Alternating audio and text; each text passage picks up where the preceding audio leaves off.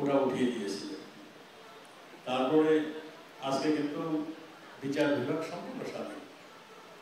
বিচার বিভাগের থেকে একটা মানে বার্তা আসছে যে কোটা আবার চালু। এতে সংক্ষুব্ধ হয়েছে আমাদের ছাত্ররা। তাদের যে দাবিটা ছিল, আবার প্রধান বিচারপতি কিন্তু স্পষ্টতর ভাবে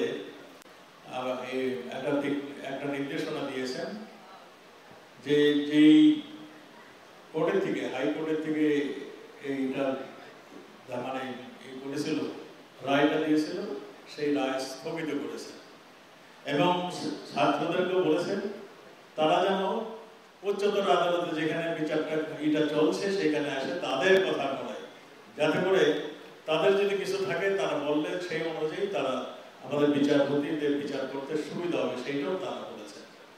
কাজেই আমি মনে করি তাদের একটু অপেক্ষা করা উচিত, তাদের এই আন্দোলন মানে থামানো উচিত। কারণ পৃথিবীর সব জায়গায় কিন্তু কোটা রয়েছে, পৃথিবীর সব দেশেই কোটা রয়েছে। দেশে কিছু অনগ্রসর জায়গা থাকে, যেমন আমাদের এই নৃগোষ্ঠীর জন্য আমাদের কিছু কোটা রয়েছে এবং এটা সংবিধানও সেটি বলা আছে।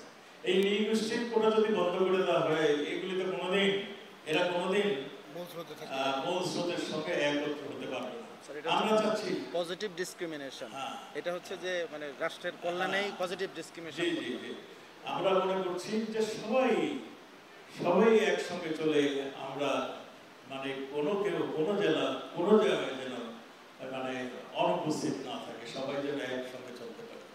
এটা একটা পজিটিভ সাইড আমি বলি। তারপর যদি কিছু ছাত্র ভাইদের কিছু বলার থাকে, তারা এই রাস্তাঘাট বন্ধ না করে তারা কোর্টে এসে কোর্টের মাধ্যমে তারা যেন তাদের যে বলার সেটা বলার জন্য।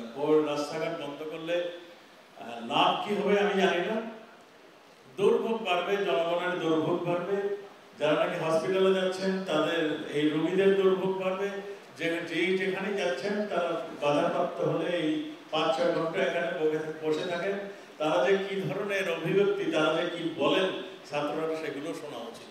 আমি মনে করি যে তারা রাস্তা অবরোধ না করে আর আমাদের প্রধান বিচারপতি যেভাবে বলেছেন সেইভাবে তারা যেন তাদের দাবিটা কোর্টে এসে তাদের সবকিছু বলেন।